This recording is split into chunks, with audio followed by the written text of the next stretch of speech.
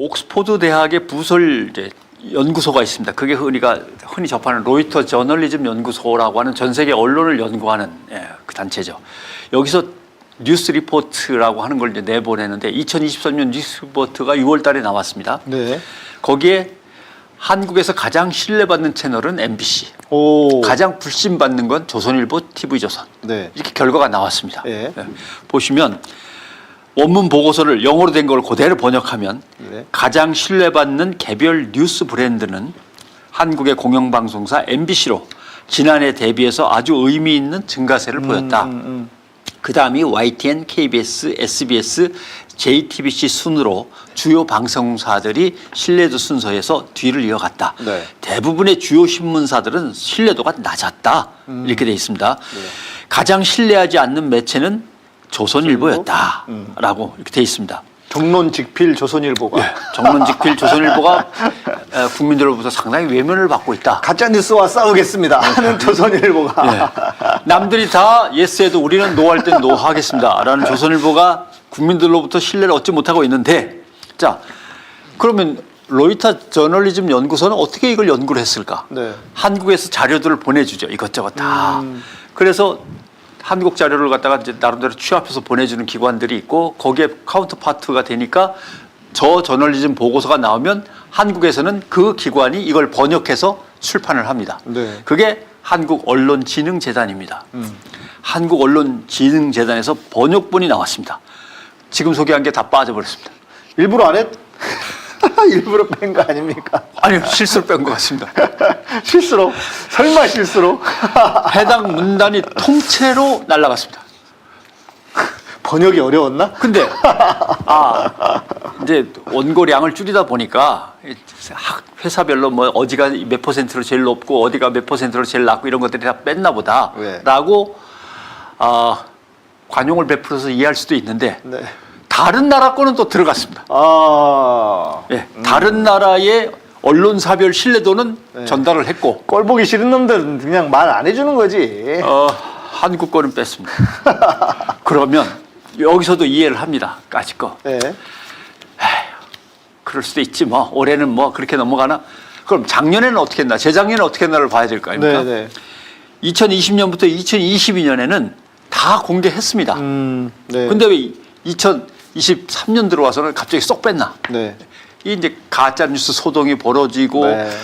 니들 마음에 드는 거 제대로 전달하고 마음에 안 드는 거는 전달하지 마라라고 하는 뭔가 분위기 속에서 이루어지는 게 아니냐. 내가 제일 싫어하는 놈이 제일 잘 나가는 게 꼴사납죠. 더군다나 2019년 이후 더 특징이 있는 건 다른 나라의 언론사별 신뢰도는 전하지 않았어요. 그건 남의 나라 걸 알면 뭐 해야. 그렇죠. 굳이 뭐. 예. 근데 이게 완전히 뒤집힌 거죠.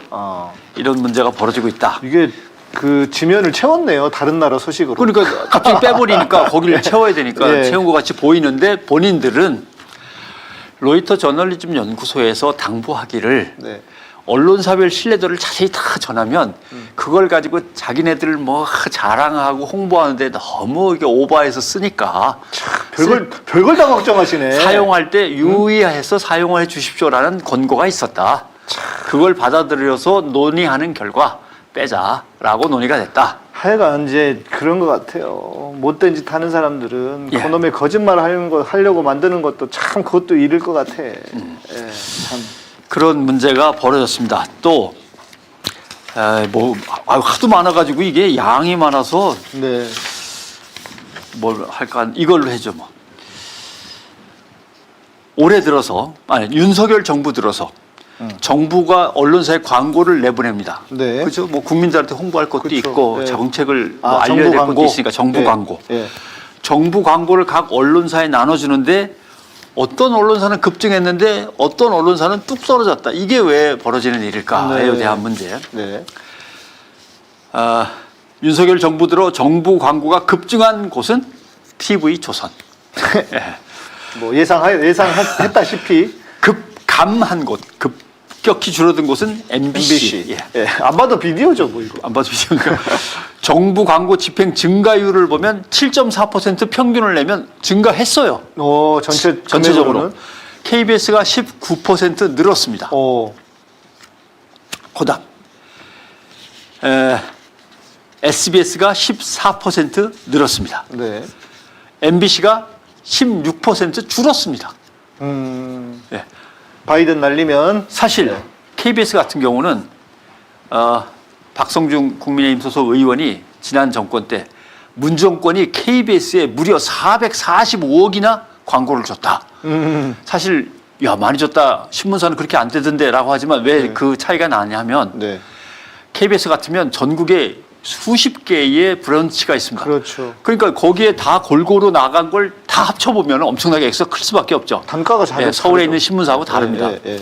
그러니까 문정권 때 KBS에 450억 정도 준 걸 가지고 이럴 수가 있냐고 야단을 맞았는데 해놓고는 거기에서 지금 19%를 더 준 겁니다. 네.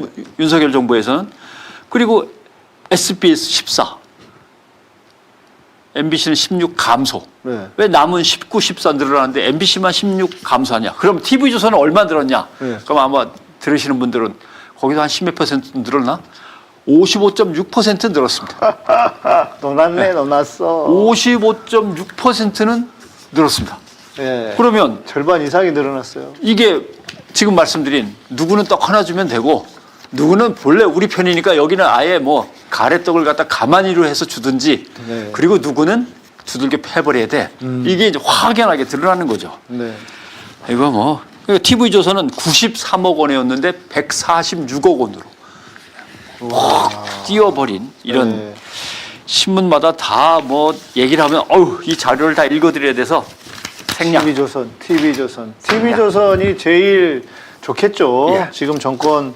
그런데 뭐 TV 그 조선일보 이런 데서도 이제 뭐 정권 비판하고 하던데. 그러니까 선거 지고 나니까. 이제 그게 언론에서 제일 이제 뭐라 할까요? 상당히 그 정략적 전략적 이제 그 계산이 들어가는 건데 나중에 정권이 바뀌었는데 옛날 정부에서 잘못한 것들이 막 드러나면 국민들이 야단칩니다. 당신들이 그렇게 편들어주고 옳거니 하니까 정부가 이렇게 엉망진창으로 보험 드는구나 보험. 네, 복지 안 했잖아요. 보십시오. 우리가 정권을 비판한 이 흔적들을 한번 보십시오.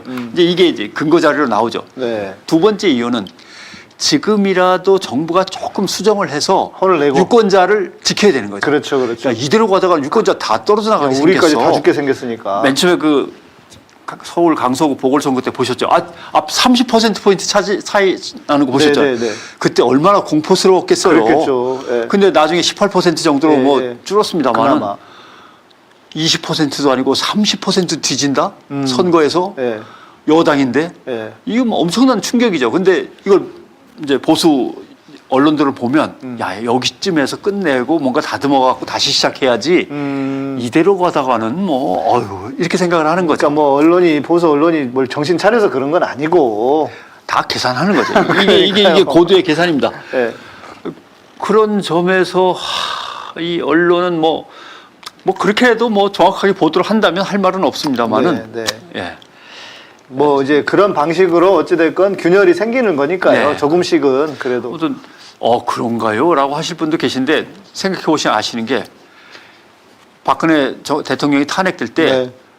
전부 다 적폐청산하고 이 나라가 바로 가야 된다고 떠들던 언론들 다 없어졌잖아요. 그때 가서는 다들 이제 보험에 드는 거죠. 우리도 적폐청산해야 된다고 다 보도하지 않았습니까? 네, 라고 네, 하는 거죠. 네. 그런 거나 마찬가지입니다. 면죄부를 받고 싶어서. 그 언론들이 다 어디 갔나 한번 세보시면 네. 이게 왜 전략적으로 보도를 하는 거구나라는 걸 아실 수가 그 있고. 언론들 여전히 잘 살아 있습니다. 살아있네. 여전히 윤석열 찬양했고 예. 보궐선거 전까지 그렇습니다. 지고 나니까 이제 크게 지고 나니까 이렇게 돈 자기 얘기가 문제. 나왔으니까 그냥 돈 얘기 마저 하면 네. 윤석열 정부 출범 후에 관변단체에다 지원하는 보조금들은 얼마나 늘었을까에 대한 문제라고 하는 게 나옵니다. 대구시권은 잠깐 소개를 했습니다. 대구시권은 엄청나게 관변단체는 18.9%인가 늘었고 네. 예. 오히려 시민교육 예산 같은 거나 시민마을 뭐 사업 예산 같은 거 확 잘렸고 얘기는 드렸는데 그러니까 나를 지지하지 않는 국민은 예. 국민이 아닌 거죠. 예. 3개 관변단체 보조금 증가율을 보면 자유총연맹은 최근 5년 사이에 40.8% 늘었고요. 와. 예, 새마을운동 중앙회는 29.5% 늘었고요. 바르게 살기 운동은 22.6% 올랐습니다. 예, 이 윤석열 정부가 민간 단체들을 뭐 노조하고 다 싸잡아서 카르텔이라고 하면서 그 예산을 막 치고 거기에서 허술하게 쓰는 게 있다. 영수증 처리 제대로 안 됐더라 네. 했지만 결국은 12,000개 단체들을 갖다 전부 다 싸잡아서 카르텔이라고 했는데 진짜 카르텔은 어쩌면 네. 자유총연맹, 그렇죠. 새마을운동중앙회, 바르게 살기 운동일 수도 있는데 여기 예산은 40, 29, 20이 막 올라간 거죠. 그런데 자유총연맹에서 이제 최근에 보도가 됐습니다만 희한한 일이 생긴 거죠. 정관에서 우리 자유총연맹은 정치적 중립을 지킨다 해서 우리가 왜 지키지 않겠다. 빼버렸어. 2018년에 적폐청산과 함께 약속하면서 넣은 건데 네. 적폐청산 됐는지는 모르겠지만 삭제. 이걸 갖다가 승인하는 건 정부가 승인해야 됩니다. 네. 정관 개정안. 네. 정부는 오케이 승인. 우리 편 해주겠다는데 뭐. 그 변화를 제가 한번 읽어보겠습니다. 이건 뭐 오해가 있을 수 있으니까 정확하게 그냥 읽겠습니다. 관변단체가 개최한 집회에서 어떤 얘기가 나왔냐면 내년 총선을 위해 여러분의 피와 땀, 노동력, 뜨거운 가슴, 여러분이 아는 친지, 친척, 친구, 여러분이 갖고 있는 돈까지 다 국회 탈환을 위해 써주시길 바란다라는 말이 나왔습니다. 이건 부정선거네, 부정선거. 예. 이 말이 이렇게까지 노골적으로 얘기할 수 있나요? 예. 윤석열 정부에서 보조금 지원 확대 혜택을 받는 한 관변단체는 정기적인 집회와 전국 순회 강연 등의 형태로 정부 여당을 적극 지원하고 정치적 중립의 의무를 규정한 문구를 관에서 삭제해버렸다. 관권 선거를 위한 기초 작업이 아니냐라는 의혹을 사고 있는 것이다. 라고 얘기를 하고 있습니다. 뭐 이게 예상은 했던 일이긴 한데 그러니까 좀 너무 노골적이잖아요. 너무 티나고 다 들통나고 드러내고 그러니까 결국 니들이 뭐라고 하든 말든 나는 상관없어. 나는 나는 내 할 짓 다 할 거야. 이러고 있는 거 아닙니까? 이게 문제인 거잖아요.